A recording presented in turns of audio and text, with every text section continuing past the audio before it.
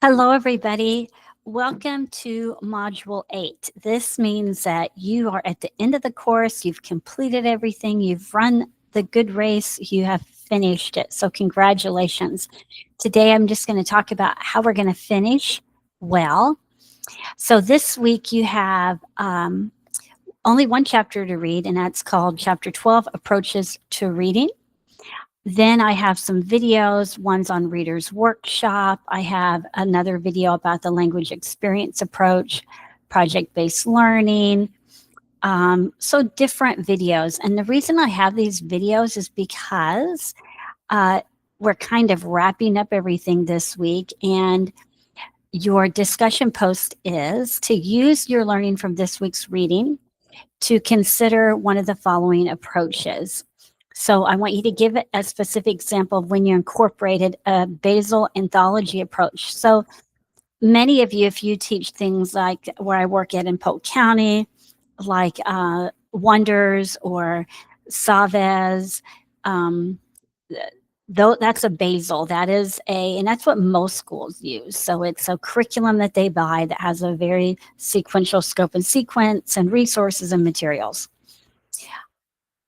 Another approach is a literature-based approach. Many times, high school teachers may do this. This is where you're using pieces of literature to teach your reading. So you might have different kinds of books that you're using throughout the course of your teaching. Then we also have the individualized reading workshop approach, which is where you are working with small groups. You have a workshop where you might have one time. It's very scaffolded. You might have whole group time, then you might have small group time, and then you might have individual time. And many people use a basal in their reading workshop. So you might be able to talk about both of those. And then, of course, we have language experience approach, and that's an approach where children are talking and integrating reading and writing. And of course, your textbook and your the videos give you a lot more examples. So for your last discussion post, I want you to make it very good. Post a 2 to 3 paragraph answer to the questions above using citations as necessary. So you can cite from your book, or if there's other places that you want to cite advantages and disadvantages of this experience. If you haven't incorporated any of these, which one would you like to try, and give some specific examples? So that is your discussion post. And you have one assignment this week. And so I've been kind of giving you a little warning here, but you are to read The Book Whisperer. This is the second book that we have, and it's an entire book, but it's very easy reading. It's by Donna Lynn Miller.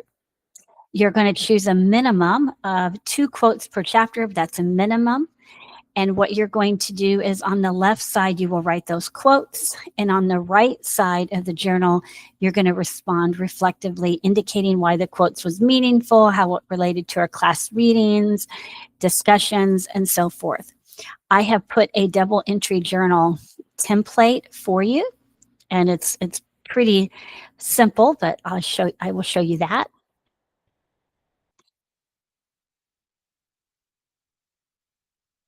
So here is the template, and it's just pretty simple. It has the quotes and the reflections for the chapters, and so we can see we have for every chapter you need to put at least 1 quote. Of course, you can do more. As a matter of fact, that would be great if you had more. Now, you do not have to have a title page. However, you do need to use in-text citations, and you do need to have a reference page, because I want to see in the reflection how you are connecting this to not only your textbook, but other readings that you might have done. So make sure that you've done that. I'm now going to go to the rubric so you can kind of look at that, see where you are with that. So now this rubric is a little bit more general than I usually do, but it's kind of because of the assignment. So depth of reflection. Does your essay demonstrate an in-depth reflection and personalization of course content? Viewpoints interpretations are insightful and well supported. So that means you are supporting it with things that you've read. You have clear examples. Um, you have the essay, you have an analysis of your experience as you're reading. It's relevant. Maybe you're going to have an aha moment. Questions are really good to ask. And then are your sentences coherent? Do you have good punctuation, spelling, grammar, word usage? And do you have in-text citations are used?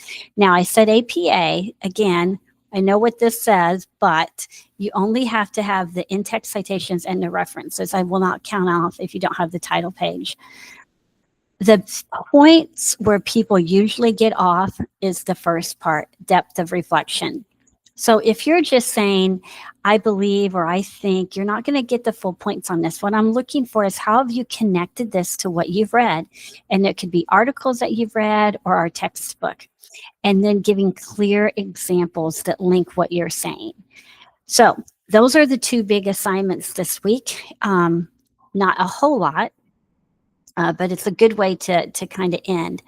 Now, the reason I like ending the class with this particular book, because it is called The Book Whisperer. So you probably have heard people say that maybe they're the dog whisperer or the horse whisperer, that they can maybe if they're the dog whisperer, that they know all about dogs and they can get dogs to do what they want, and the same with the horse whisperer and so forth. The Book Whisperer is about a teacher. It's very practitioner oriented, where she talks about how can we motivate kids to want to read. And in this class, we've talked a lot about instructional strategies and looking at research. We started the first 2 weeks really looking at research and how do we examine research to know that it's valid and reliable. Then we had 4 different case studies that aligned with the chapters that we read about. We looked at early childhood, we've looked at vocabulary and writing. And those are great. We need to do explicit phonics instruction. We need to do explicit instruction in comprehension and vocabulary. That's very, very important. But I wanted to end with this part, and that is, how do we develop a love of learners that like to read? And that's so, so, so important. And in this book, The Book Whisperer, she talks about how you can do that. Now, in this class, we've talked about different things that maybe are not effective. A lot of schools, for example, use things like Accelerated Reader that doesn't really have a lot of research with it. In her book, she talks about using journals. And so I wanted to share with you some research that I have done related to the use of journals, and just show you this, and maybe this is something that you might want to try at some point. And so I'm going to share this with you now.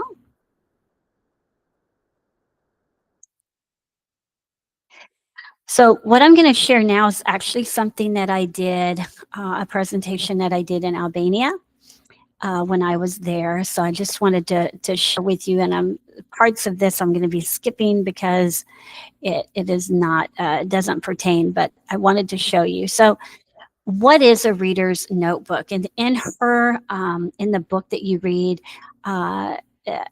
Mrs. Miller talks about that she had her kids have a reader's notebook and a reading log. And this is something that I did as a research project. So it's a notebook in which students write about their reading. They're completed in school. They keep track of the books that they've read. And what I had students do is they write weekly letters to the teacher about what they've read. So I'm going to skip a few of these things. So here is a reader's notebook. In the notebook, we had expectations for reading, how many books that they have to read in a year and in a semester and a quarter.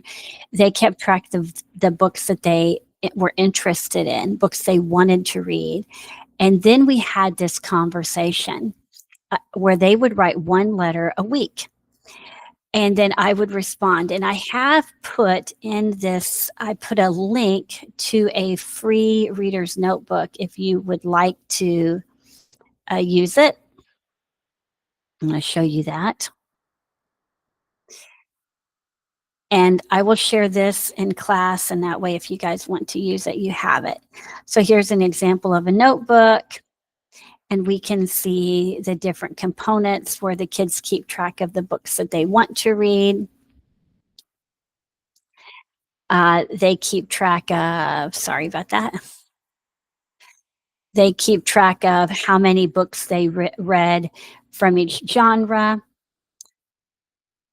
And then here's their reading list. And it has other useful information about the different kinds of genres. And then the most important thing it talks about is the letter. And that's really, really important. And so this will be something that if you want to download it, you can. And you can use it. So what did I do with my reader's notebook? That's what I want to talk to you about. So every week I would have my students, sorry, go back and forth. I would have my students write a letter. And so the purpose of the notebook is to promote active reading, build critical thinking, encourage personal connections, and it really helps kids with writing and organization. And what I hope it does is it fosters ownership and builds motivation. And so the students respond to the notebook. They're doing their free reading. And then once a week, they would write me one letter, one thoughtful letter about the book or books that they've read. How do teachers respond? Well, we give personal comments, but we're staying focused on the reading. It's very open-ended and conversational. We want to have meaningful written conversations with our students. We acknowledge what the students' thoughts are. We ask them questions. We share our own reading interests. We don't want to correct the letters. This isn't a time to do their grammar, and we don't accept lazy or poorly done work. Here is an example of a letter that a student might do. And so it's about the lion in Witch and Wardrobe. I think the lion's very brave and kind. His name is Aslan. I'm not going to read the whole thing, but that would be an example of a letter. Now, of course, if you have younger kids, the letters are going to be very short. And then here's a response. The teacher says, thank you for your thoughtful letter about Aslan. I can tell you're paying close attention to the story and thinking hard about his character. I agree, he's brave, kind, and a good leader. And then it goes on at the bottom. It says, keep thinking deeply about the characters you read. They can teach you about how to be good people. And in your next letter, please tell me more about Aslan and his character. So that's an example of a response that you could give.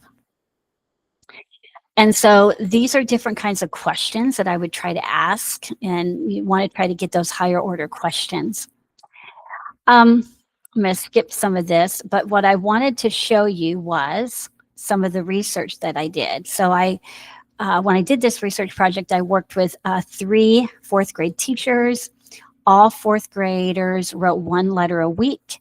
I then analyzed all of the letters and I coded them because my research question was, what kind of comprehension strategies do students demonstrate in their letters? And then I analyzed the teacher responses because I wanted to see if they aligned or not. So after I looked at all of these hundreds of letters, I saw, and I mean hundreds and hundreds and hundreds of letters because I did it for a whole year. I saw that most of the time, 183 times, the students summarized. Because summary is at the comprehension level, it really is a lower level of comprehension. Is it important? Yes. Is it the most important? It's not that critical thinking. They ask questions 78% of the time. Asking questions is actually a very good comprehension strategy. They did text to self connection 73, and then inferring 36. They made predictions 29, text to text connection 16. And just think about that. Making a text to text connection is a little bit harder to do. When I ask you in your double entry journal to do a text to text connection, it's harder to do than a text to self connection, making it personal. Sometimes they visualized. Synthesizing was 12, so very low, and text to world only 2 times. So they really had a difficult time making a connection between what they're reading and what's happening in the world. And then I looked at what the teachers did. And what I saw is that out of the teacher responses, so there were more student responses, okay? Uh, Actually, it should have been the same, but anyways, uh, 63 times the teacher asked to summarize. 43, they asked to make connections. 32 times did they ask to predict, and so on. And so what I saw was that the students generally proportionally did what the teachers asked. So it really did make a difference, the types of questions that were asked in that comprehension. And so the reason I share this is, um,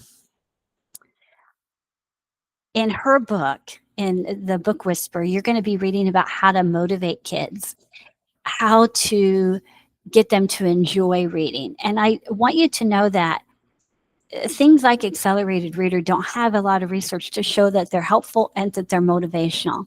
You can check comprehension through things like readers' notebooks. Does it take time? It absolutely takes time. That's where you have to decide. And I'm not saying you don't give more analytical assessments, but we do need opportunities for students to write and journal and talk about what they're reading. And so I hope that this may be a something that you might consider in your own classes, is doing journals. So again, we have 2 assignments. You have your discussion post. Make sure that you have things on time this week, because I have a really quick turnaround where I have to get everything graded, and then I have to get started with Spring B. And if you guys have Spring B classes, they'll be coming up before you know it. And so you're going to do your discussion post, where you're going to write about your experiences with either a basal or language experience. I think there were 4 different models, and that you're going to make those connections. And then you have your double entry journal for the book Whisperer. I also would appreciate it if you would complete course evaluations before you begin the module 8. So that's all I have. I hope you've enjoyed the class, and congratulations on getting to week 8.